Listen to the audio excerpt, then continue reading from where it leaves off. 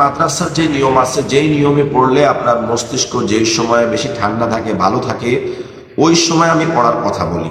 তো ধরুন আপনি যদি দিনের বেলা পড়তে চান তাহলে সারাদিন আপনি পড়তে পারেন।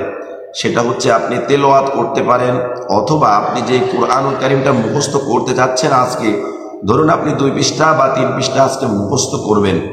তো এটা মুখস্থটা আপনার শুরু হবে আপনার আসরের নামাজের পূর্বে 1 ঘন্টা পূর্বে। আসরের নামাজের 1 ঘন্টা পূর্বে আপনি কোরআনুল কারীম প্রথমে দেখে দেখে পড়বেন, দেখে দেখে নাজেরা করবেন। ওই 2 থেকে 3 পৃষ্ঠা যেটা আছে ওটা দেখে দেখে নাজেরা করবেন। এরপর আসর থেকে নিয়ে মাগরিব পর্যন্ত আপনার ব্রেনটাকে রেস্ট দিবেন। আসরের পরে একটু ঘোরাফেরা করবেন, হালকা খেলাধুলা যেগুলো জায়েজ রয়েছে শরীয়ত সম্মত সেগুলো করবেন। করার পর বাদ মাগরিবের নামাজের পর আর কোনো কথাবার্তা হবে না, শুধু কোরআনুল কারীম নিয়ে বসে যাবেন। বাদ মাগরিব কোরআনুল কারীম নিয়ে বসে একাধারে 1.5 থেকে 2 ঘন্টা পড়বেন। এই 1.5 থেকে 2 ঘন্টা ধরে আপনি কোরআনুল কারীম মুখস্থ করবেন। কোনটা মুখস্থ করবেন? যেটা নতুন, আপনি আজকে আসরের পূর্বে যেটা দেখে দেখে নাজেরা করছেন, দেখে দেখে পড়ছেন, দেখে দেখে আপনি যেটাকে মস্ক করেছেন, চর্চা করেছেন, ওইটা এখন মাগরিব থেকে নিয়ে 1.5 ঘন্টা থেকে 2 ঘন্টা পর্যন্ত আপনি মুখস্থ করবেন। এরপর ঈশান নামাজ পড়ে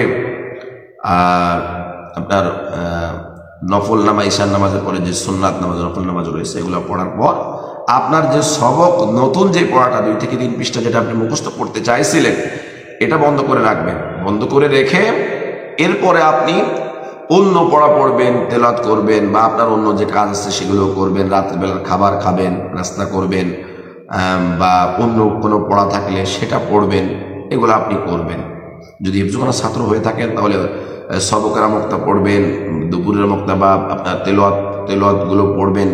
আর যদি আপনি স্কুল কলেজ বা সাধারণ কাজকর্ম করে থাকেন বা ব্যবসা বাণিজ্য চাকরি বাকরি করে থাকেন তো আপনার সেই কাজগুলো আপনি করতে পারেন। এরপরে আপনার সবক পড়া শুরু হবে।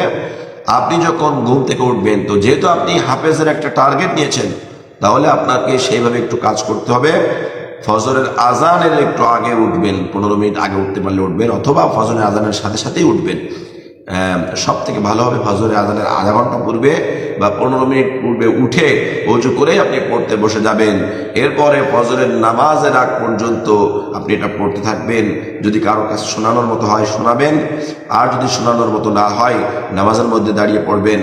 এরপরে সুন্নত এবং ফরজ নামাজ আদায় করবেন। ফজরের নামাজের এটা আপনি আদায় করে নেবেন। এরপর আপনি ফজরের নামাজের পরেও যদি আপনি আগে যদি শুনিয়ে না থাকেন, ফজরের নামাজের পরে শোনাবেন। এরপরে হচ্ছে আপনি অন্যান্য তেলাওয়াতগুলো আপনি করতে পারবেন। আর যদি বিস্তারিত জানার ইচ্ছে থাকে তাহলে আমার ইমো বা হোয়াটসঅ্যাপ নাম্বারে আপনারা যোগাযোগ করে বা কল করে বিস্তারিত জেনে নেবেন। সকলকে ধন্যবাদ। আসসালামু আলাইকুম ওয়া রাহমাতুল্লাহি ওয়া বারাকাতুহু।